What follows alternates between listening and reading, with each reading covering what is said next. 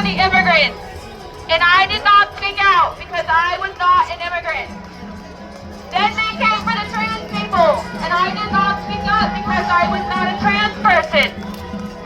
Then they came for the university students, and I did not speak out because I was not a university student.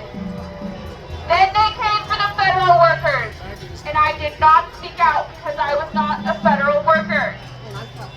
Then they came for me, and there was no one left to speak for me.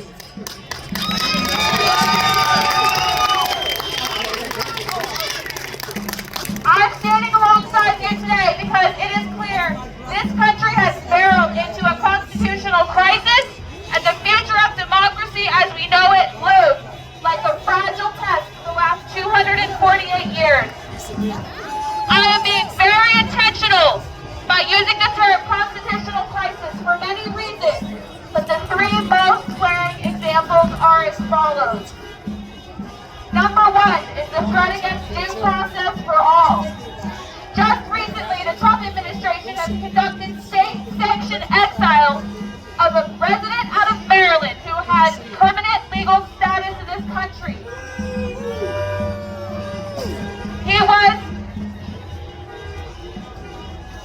This claim was made without any due process to prove its validity that he was a gang member. Now that this citizen of this country is in El Salvador, the United States government is saying, oh gee, that deportation was actually illegal. And there's nothing now we can do about it. This should send chills down all of your spines. Without due process, you, me, and anyone else is whoever Donald Trump says we are. I can assure you, in every authoritarian's playbook, this starts out with the most marginalized group and moves outward toward everyone eventually. The second most blatant attack is against our First Amendment rights. There are university students who have spoken at nonviolent public events that have been jailed by the Trump administration for no other reason than speaking. Attacks against the First Amendment should also terrify you. The illegal disappearance of Mahmoud Khalil should send chills down all of your spines. Khalil is a permanent resident of this country. From his home on a university campus, ICE agents illegally abducted him and flew him over 1,000 miles from his home for speaking. These moves are made in an attempt to silence dissenting voices. This administration wants us to be too scared to speak up about the injustices happening. But are you too scared?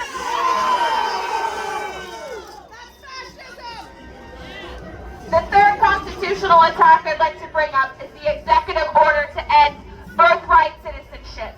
I'm not sure if anyone has told the president, but our Constitution cannot be amended via executive order.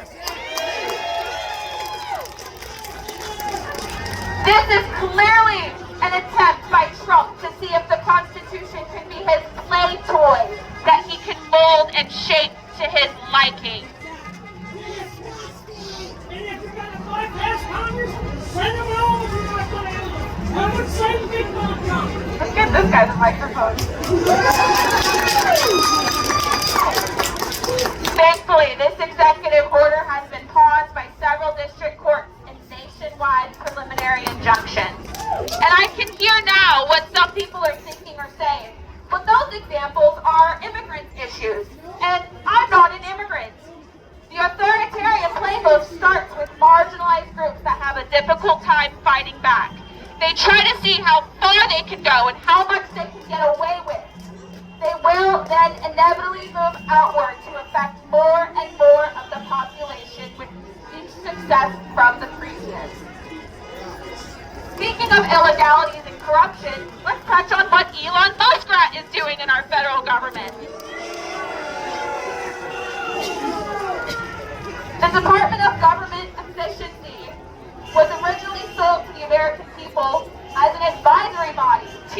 Remember that?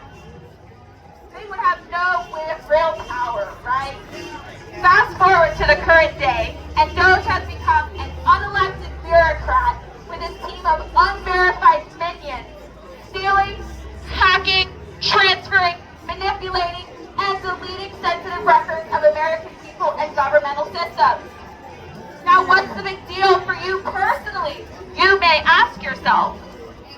Our federal government holds extremely sensitive information about us in a lot of different ways. These pieces of information make up your entire lives. They're often separated by firewalls, different agencies, authorities, and protections. There isn't necessarily a large data file on you until now. It's a suspicion that Muskrat and his minions have compiled very sensitive information about Americans illegally and against our will. This can include your legal name, your date of birth, your social security number, job loss data, employment records, bankruptcy, family death, family income, credit reports, prescription drug use, hospital bills, housing information, mental and behavioral health, on and on and on. Having access to this sensitive information is not only a violation of the Fifth Amendment, another constitutional infringement. It is a violation of the Privacy Act of 1974 and many others. Considering all the things previously stated, it should be concerning an authoritarian government is creating data files on people. What do you think happens if you disagree with the authoritarian government? Almost the entire Doge project has been illegal and is a violation of your privacy rights. I would be remiss if I did not bring up how the cult of MAGA is touching down on our local government. We have a congressional representative, Cliff Benz, who refuses to hold a town hall in his most populated area of his district. He's too busy carrying water for billionaires. Our state Senate representative was a radical MAGA before that concept was ever created. Both our city and our county local government is run by the same short-sighted, inconsiderate of consequences, narrow ideological outlook at the federal level. Remember the injunction mentioned earlier at the federal level? Well, we now have one here at the local level again. In the same fashion as Trump, we have a new city council which day from one wanted to slash and burn with no consideration for consequences. Trump is attempting to make cuts to the Department of Education. Here in our local government, we have a city councilor, Victoria Marshall, who also advocates for the defunding of public schools. We have Representative Dwayne Junker, who appears to be mostly filling his time with identifying and approving over other people's genitals, which I find wildly bizarre, instead of focusing on the real issues our community faces. Oregon students are testing below national average. Josephine County unemployment rate is higher than the national average, and people can't afford to live here. Yet our representative is busy in bathrooms posting pictures of reproductive reciprocals. Very odd. It's the same playbook, same MAGA playbook, to chase the boogeyman under the bed and don't focus on the real issues facing working class families. Now, I could talk to you all for a really long time about how our governmental structures on all levels are failing us, but I'd like to shift gears for just a second and encourage you all to remember your why. Why did you come today? Who or what are you fighting for? What kind of a future do you envision for yourself, for your community, for your loved ones, for your country? Hold on to that vision and always remember it as your motivation to keep going. This administration is conducting a blitzkrieg of bad news on purpose. They want you tired. They want you burnt out. They want you pessimistic. It's an act of resistance to be optimistic for the future and wildly imaginative of the amazing things that could be.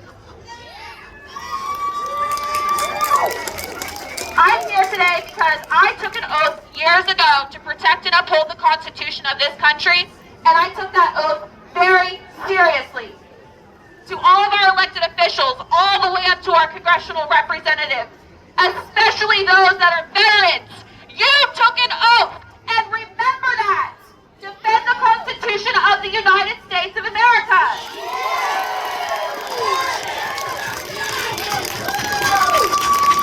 We are all here today because we are pro-Trump, pro-America, and anti-Trump.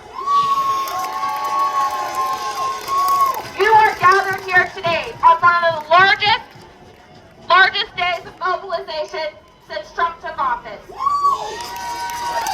You are standing against this authoritarian administration with about 500,000 other people in 1,000 other cities. We are gathered here to send a message to Trump and his lawless administration. Hands off. As I say when they're attacking, I'd like you to yell back, hands off. Are you guys ready? The Postal Service. Social Security. Veterans Affairs. Workers' rights. Civil rights. Personal data. Free speech. The courts. Our library. Our library. Our library. Thank you all so much